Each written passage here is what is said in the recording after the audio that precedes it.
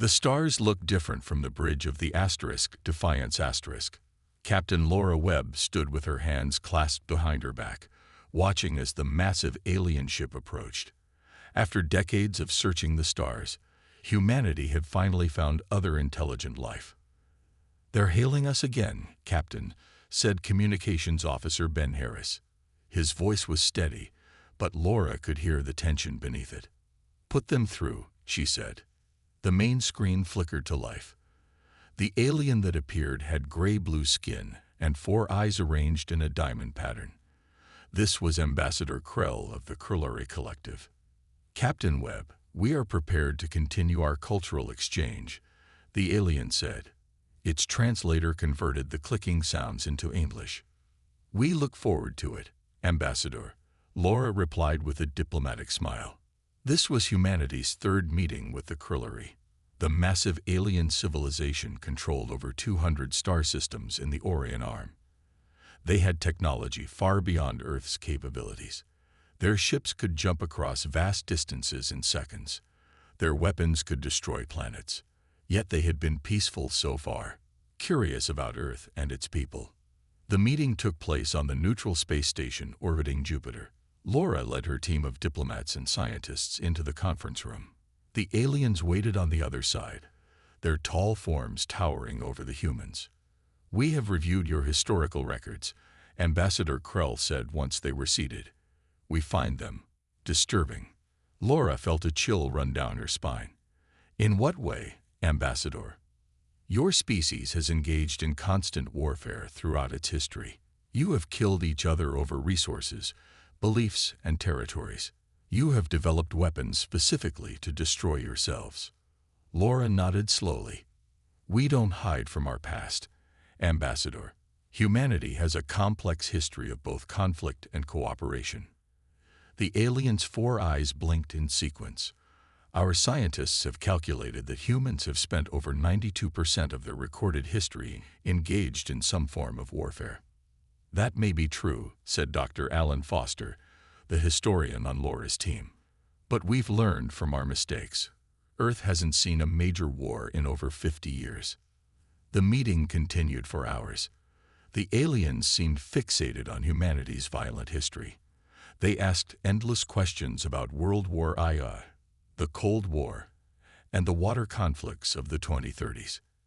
As they returned to the Defiance asterisk, Laura felt uneasy. "They're judging us," she said to her first officer, Ryan Cole. "Can you blame them? We did nearly destroy ourselves several times over." 3 days later, the true purpose of the Krillari's interest became clear. Laura was awakened by alarm bells. She rushed to the bridge in her nightclothes. "Report," she demanded. "The Krillari have attacked Newton Outpost," Ryan said, his face pale. "It's gone, Captain. 500 people." The screen showed the debris field where the small research station had once orbited Europa. "Get me the Krillari command ship," Laura ordered, her voice ice-cold. Ambassador Krell appeared on screen. "This is regrettable, Captain Webb, but necessary. You murdered 500 innocent people. How is that necessary? Your species represents a danger to galactic stability. The Collective has reviewed your history and capabilities. We cannot risk allowing humans to spread their violence to the stars." "We came in peace," Laura said through clenched teeth. "Perhaps you did, but your nature cannot be changed. The Collective has made its decision." The alien's voice was flat, emotionless. "Earth has 2 options. Surrender all military capabilities and accept Krillari oversight, or face extinction. You have 48 hours to decide." The transmission ended. Laura stood frozen, staring at the blank screen. "Captain," Ryan asked quietly, "what do we do?" Laura turned to face her crew. Their eyes were filled with fear, anger, and determination. "We warn Earth," she said, "and then we show these aliens that they've made a terrible mistake. They think they know war because they've read about ours." She shook her head slowly. "But they've never faced humans who are fighting for their survival." The Defiance turned and accelerated toward Earth, carrying a message of war. John Mercer's weathered hands moved slowly across the wooden fence post. At 62, his fingers weren't as nimble as they once were, but they still remembered how to work. The Kansas sun beat down on his tan neck as he hammered another nail into place. His dog, an old retriever named Scout, barked at the approaching dust cloud. A black government car was coming up the long dirt driveway to his farm. John didn't stop working. He'd seen enough government cars in his lifetime. The vehicle stopped, and a woman in a crisp military uniform stepped out. Commander Kate Riley. John recognized her immediately, though it had been 15 years since she'd served under him in the African campaign. "Colonel Mercer," she called out, walking toward him. "Not a colonel anymore," John replied, driving another nail into the wood. "Just a farmer." Kate stopped a few feet away. "You've heard the news." "About the aliens?" John nodded. "Hard to miss. Every channel's talking about it. Then you know they've given us an ultimatum. Surrender or die." John finally looked up at her. Kate's face had aged, but her eyes still held that same intensity he remembered from the battlefield. "Why are you here, Commander?" "Earth is mobilizing everything we have. Every ship, every weapon. But our space fleet is limited. We need people who know how to fight against impossible odds." She paused. "We need you, sir." John chuckled, a dry sound with no humor in it. "I'm an old man who fought in dirt and mud. What do I know about space battles? War is war, no matter where it's fought. And you know war better than anyone." Kate pulled out a small device and projected a holographic image. "This is footage from the Newton outpost attack." John watched silently as the alien ships demolished the human station. Fast, precise, overwhelming force. 500 lives ended in minutes. "They think they're the masters of warfare," Kate said quietly. "They've conquered dozens of species across the galaxy, but they've never faced humans."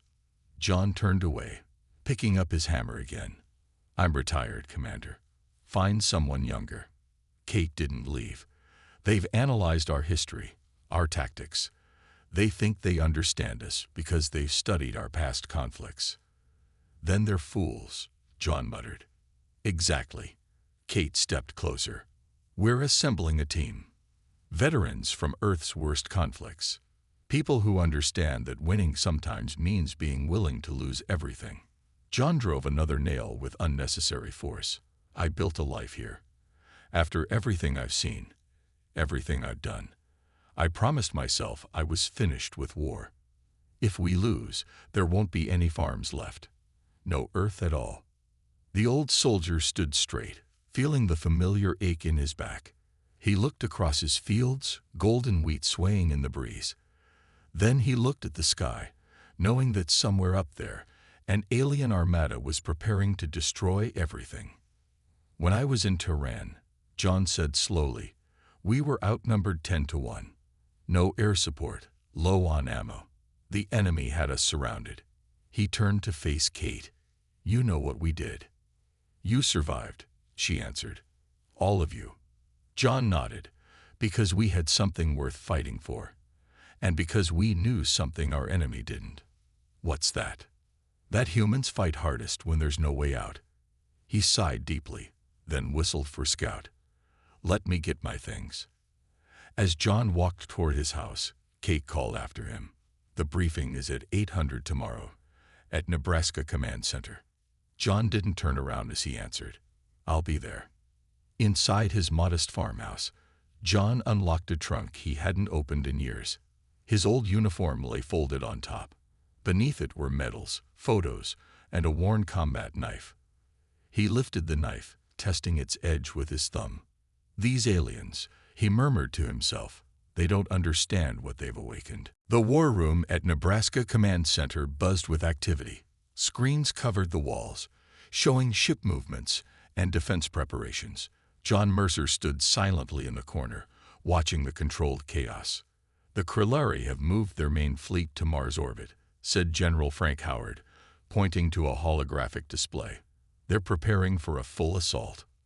"What about our ships?" asked Kate Riley. Outnumbered 5-1, and their technology is superior in every way. John stepped forward. Numbers and technology don't win wars. People do. The room fell silent as all eyes turned to him. Many knew his reputation. With all due respect, Colonel Mercer, said a young lieutenant, this isn't like any war on Earth. This is space combat against an advanced alien species. War never changes, son, John replied. Only the battlefield does. He moved to the central map.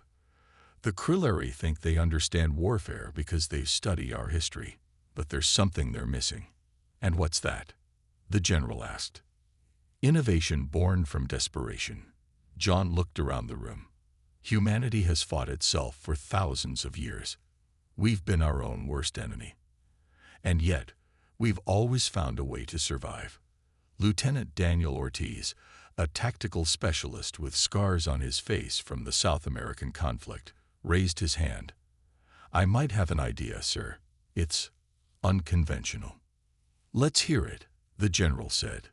The Sovereign, Daniel replied. Another alien species. They've had conflicts with the Krillari for centuries. Kate frowned. How do you know this? From the data Captain Webb's team gathered before the attack. The Krillari mentioned them briefly. They're in a remote system beyond Krillari space. You want to ally with another alien race? Someone asked skeptically. Daniel nodded.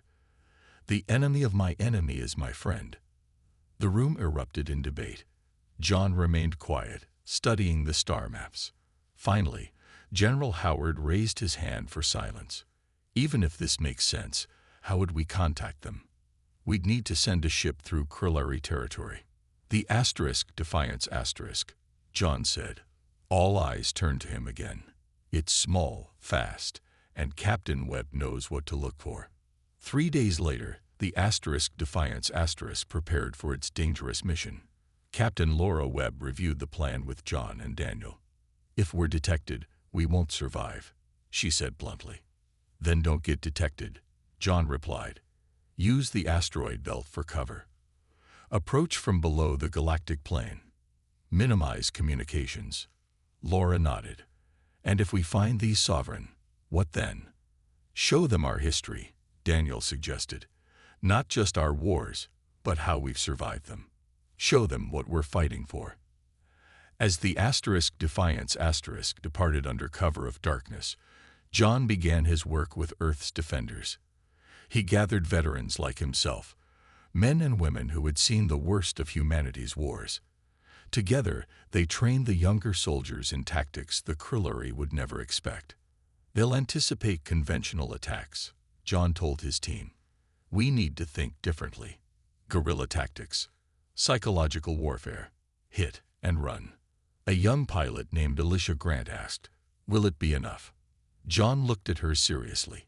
Nothing is ever enough in war, but it's all we have. Meanwhile, on the far side of Earth's moon, hidden bases prepared ancient weapons that had been banned from Earth's wars. Weapons considered too destructive for humans to use against each other. In his quarters at night, John studied the Krillari battle formations. Their movements were perfect, precise, and predictable. Too predictable. They fought like they had practiced war, but never experienced its chaos. They think they know war, he whispered to himself, but they've never faced an enemy who had already survived the impossible. The countdown to humanity's first major battle against the Krillari continued.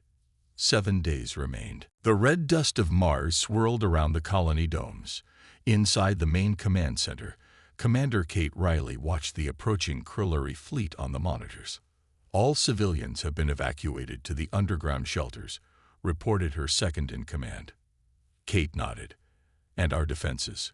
Ready, but he hesitated. There are too many of them, Commander. We don't need to win, Kate said. We just need to make them bleed. The Krillari attacked at dawn, Mars time.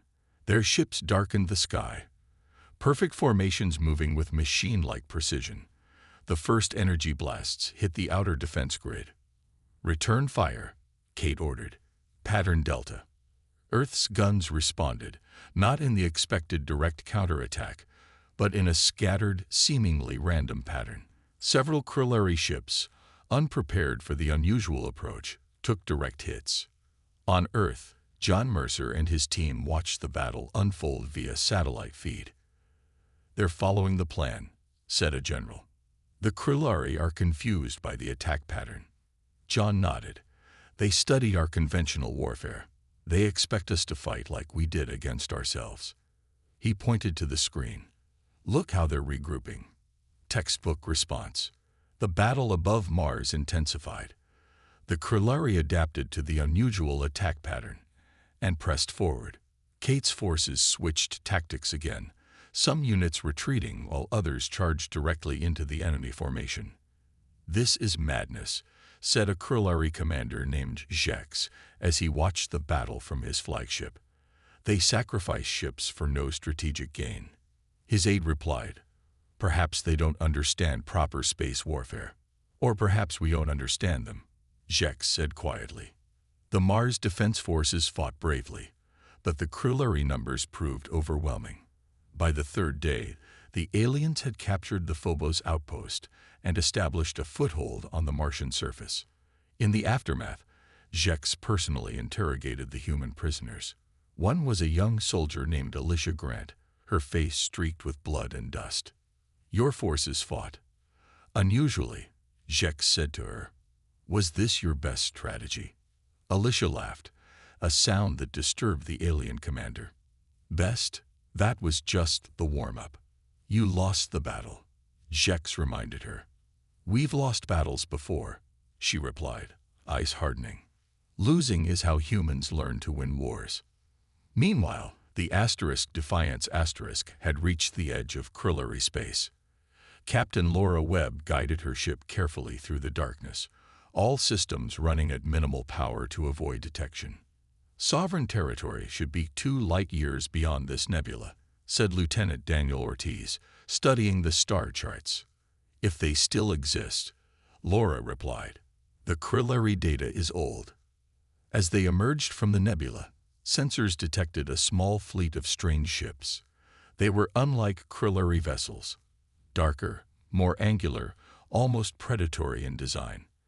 "We're being scanned," reported Ben Harris from communications. "Open a channel," Laura ordered. "All frequencies. Standard greeting package." For long minutes, there was no response. Then the main screen flickered to life. The alien that appeared had 6 eyes and bone-like ridges where a human would have hair. "You are not Krillari," it stated in a harsh, translated voice. "Identify yourselves." "We are humans, from Earth," Laura replied. "We seek an audience with the sovereign leadership." "Why would the sovereign speak with an unknown species?" "Because we share a common enemy," Laura said, "and because we believe we can help each other." The alien was silent, its 6 eyes blinking in sequence. "Approach coordinates are being transmitted. Any deviation will result in your destruction." Back on Earth, John Mercer received word of the Mars defeat. He showed no disappointment. "The real battle hasn't even begun," he told his team. "Now we know how they fight. And more importantly, they think they know how we fight." He turned to a complex diagram on the wall, a plan labeled Project Lazarus. "It's time for Phase 2, he said. Deep beneath the Appalachian Mountains, John Mercer stood before a massive steel door. The facility had been abandoned for decades, hidden from the public, and forgotten by most of the military. "Authorization code," requested the computer system, its voice scratchy from years of disuse. John stepped forward. "Colonel John Mercer. Authorization Alpha 97 Tango Echo." The ancient system processed his voice print. With a heavy groan, the steel door began to slide open. "I never thought we'd need this place again," said General Howard, standing beside John. "We built it hoping we'd never use it." John corrected him. "There's a difference." Project Lazarus dated back to the Water Wars. It housed weapons deemed too destructive for Earth's own conflicts. Weapons that blurred the line between conventional and nuclear warfare. They had been preserved for one purpose only: an extinction-level threat. John led a small team into the dark facility. Lights flickered on automatically as they moved deeper inside. Behind him walked Sam Peterson, a young tech specialist with haunted eyes. Sam had lost his entire family in the Mars attack. "Will these old weapons even work against their ships?" Sam asked, looking at the dust-covered equipment. "They'll work," John assured him. "And the Krillari won't expect them. They've studied our recent wars, not the weapons we were too afraid to use." While John's team worked to reactivate Project Lazarus, the Defiance had reached sovereign territory. Captain Laura Webb and Lieutenant Daniel Ortiz stood before the Sovereign High Council, 6 alien leaders with bony ridges and multiple eyes. "You ask for alliance, yet you bring nothing," said the lead counselor. "Your species is primitive compared to the Krillari." "We bring something the Krillari don't understand," Laura replied. "Creativity born from suffering."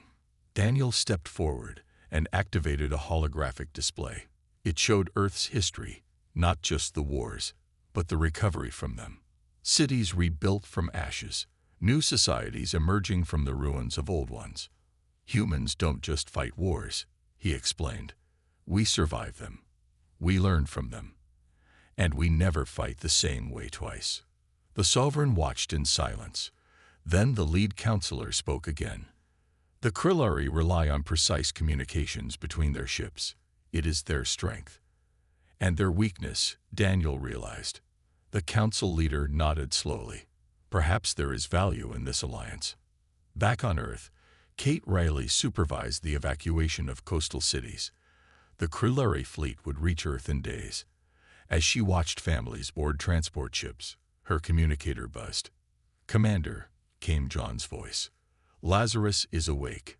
Kate closed her eyes briefly in relief. "How soon can we deploy?" 24 hours. We're loading the weapons onto orbital platforms now." In his command ship orbiting Mars, Jex reviewed the battle data. Something troubled him about the human defense.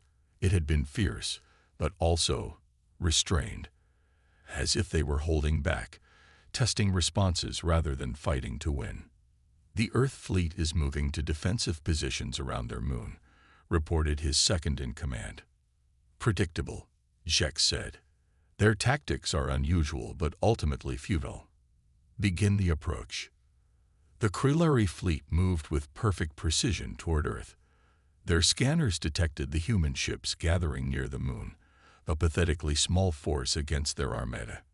"They hope to make a stand at their moon," Jex observed. "A symbolic last defense."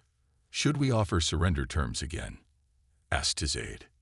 "No, they have made their choice." Jex studied the human formation. "Curious. They're not arranged in any defensive pattern I recognize."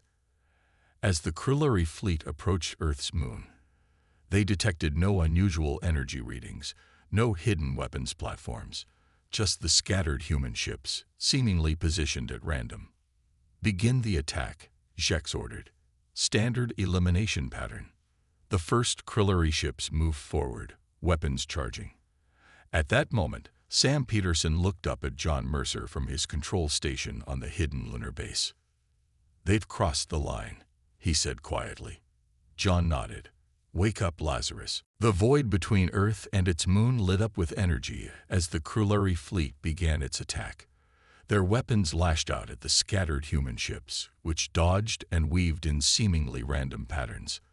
"Their formation makes no sense," Jex said, watching from his command ship. "They're not protecting any strategic position."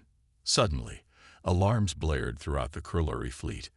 Their communication systems filled with static. Ship commanders could no longer coordinate their movements. "What is happening?" Jex demanded. His technology officer worked frantically at the controls. "The humans are broadcasting on all our frequencies simultaneously. It's a signal pattern I've never seen." On the hidden lunar base, Lieutenant Daniel Ortiz monitored the communication disruption system he had developed with sovereign technology. "It's working," he told John. "Their ships can't talk to each other." John nodded and turned to Sam. "Now." Sam pressed a sequence of buttons. On the dark side of the moon, hidden weapons platforms powered up. These were the Lazarus weapons, designed decades ago but never used in Earth's wars. The first blast caught a Krillari destroyer completely by surprise. The beam didn't explode on impact like conventional weapons. Instead, it passed through the ship's shields as if they weren't there, then expanded inside the vessel, tearing it apart from within. "What was that?" gasped Kate, watching from the command center. "Phase transition weapons," John explained. "They shift matter between states. No shield can stop them, because they don't attack the shield. They change the atoms behind it." Jex watched in shock as 3 more of his ships were destroyed. Impossible. Their weapons shouldn't be able to penetrate our shields. The human fleet suddenly changed its pattern, moving with coordinated precision to herd the confused Krillari ships toward the waiting Lazarus platforms. Captain Laura Webb, now commanding a strike team of smaller vessels, led the charge. "All ships, pattern hammer strike. Drive them toward Sector 4. The battle shifted dramatically. Without their communication network, the Krillari ships couldn't coordinate. Some tried to retreat while others pressed the attack, creating chaos in their once perfect formation. On Earth, General Howard addressed the Emergency Council. "The moon defense is working better than expected. The Krillari are in disarray. But they still outnumber us," someone pointed out. "Can we win?" "Winning isn't about numbers," the general replied, echoing John's words. "It's about breaking the enemy's will to fight." Back in the battle, Jex made a desperate decision. Pull all forces back. Regroup beyond their weapon range. For the first time in their history, the Krillari fleet retreated in disorder. At the lunar base, cheers erupted as the alien ships pulled back. But John remained serious. "This isn't over," he warned. "They'll adapt. They'll come back smarter." Daniel nodded. "But now, they know we're not easy prey." As the human forces regrouped, Kate found John standing alone, looking at a picture of his old farm. "You miss it?" she asked. "Every day," he replied. "But I've learned in all my years of fighting that sometimes you have to leave home to save it." In the aftermath, Earth intercepted a transmission from Jex to the Krillari High Command. John listened carefully to the translated message. "The humans fight like they have nothing to lose, yet everything to lose at the same time," Jex reported. "How can they be so desperate yet so disciplined? They seem to thrive in chaos while we flounder in it." John smiled grimly. He understood what the alien couldn't, that humans had spent millennia fighting themselves, learning from each failure, adapting to every defeat. Later that night, as Earth prepared for the inevitable counterattack, John gathered the War Council. "The Krillari now know we can hurt them," he said, "but they still think this is just about defending Earth." He looked around the room at the tired but determined faces. "It's time to take the fight to them." "You mean attack their territory?" asked General Howard in surprise. John nodded. "They thought they knew war. Let's show them what happens when humans decide to win at any cost." The stolen Krillari shuttle moved silently through space, its engines modified to mask their energy signature. Inside, John Mercer checked his weapon one last time. Despite his age, he had insisted on joining Operation Thunderstrike, the bold mission to attack the Krillari command station. 5 minutes to target," said Commander Kate Riley, who piloted the shuttle. "Everyone ready?" Lieutenant Daniel Ortiz nodded, his face tense but determined. Beside him sat 6 of Earth's best soldiers, each carrying weapons designed to work inside the alien station. "Remember," John told the team, "we're not trying to win a war today. We just need to reach the central command room and upload the sovereign virus into their network." The Krillari command station loomed ahead, a massive structure shaped like a wheel with spokes extending from a central hub. While the main Krillari fleet was still regrouping after their defeat at Earth's moon, the station's defenses remained strong. "Approaching docking bay," Kate announced, transmitting the stolen codes. Now, everyone held their breath as the docking bay doors slowly opened. The stolen shuttle's disguise had worked. "They think we're one of their supply ships," Daniel said quietly. The team moved quickly once inside, using the station schematics provided by Sovereign Intelligence. They encountered the first Krilluri guards at a security checkpoint. "Weapons hot," Kate ordered. The battle was brief but intense. The Krilluri fought with precision, but the humans were unpredictable, using the environment and switching tactics constantly. As they pushed deeper into the station, alarms began to sound. More Krilluri forces rushed to stop them. "We're cut off from the central hub," Daniel reported as they took cover in a maintenance corridor. John studied the station layout on his tablet. "There's another way through the lower levels. Maintenance tunnels. It's not on the schematics," Kate pointed out. "Every station this size has maintenance access," John replied. "It's not on the plans because the Krilluri don't think like us. They don't plan for things going wrong." He was right. They found the access hatch and moved through narrow tunnels while Krilluri forces searched the main corridors. During their journey, the team became separated during a firefight. John found himself alone in an unfamiliar section of the station. As he rounded a corner, he came face to face with Jex, the Krilluri High Commander. Both raised their weapons simultaneously. Neither fired. For a long moment, they stood in silence, studying each other. "You are the one they call Mercer," Jex said finally. "The old warrior." "And you're Jex," John replied. "The one who started this war." "We did not start this. We merely recognized the inevitable conflict." John lowered his weapon slightly. "You recognized nothing. You saw our history and thought you understood us. Your species has known nothing but war," Jex stated. "That's exactly why you should have feared us more," John said. "We've survived thousands of years of fighting ourselves. What made you think we couldn't handle you?" Jex tilted his head. "You could have destroyed yourselves many times. Yet you did not.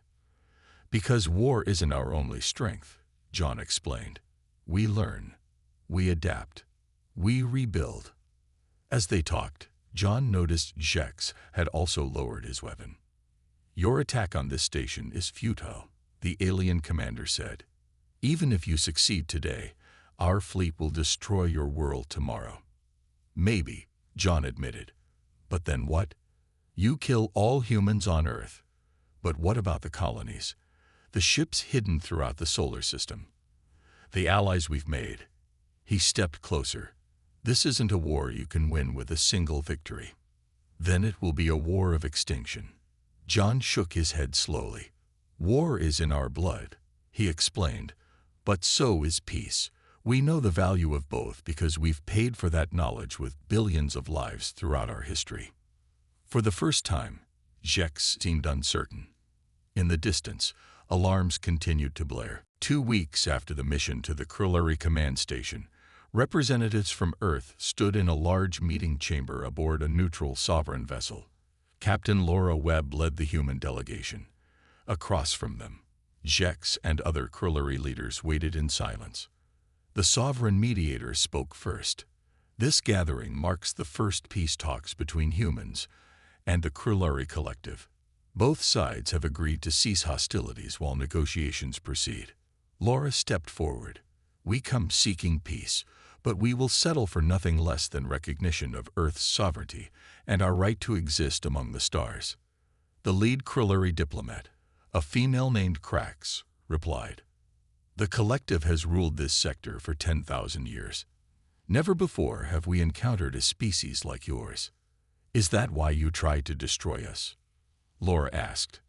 "Because we're different." "Because you are dangerous," Krax corrected.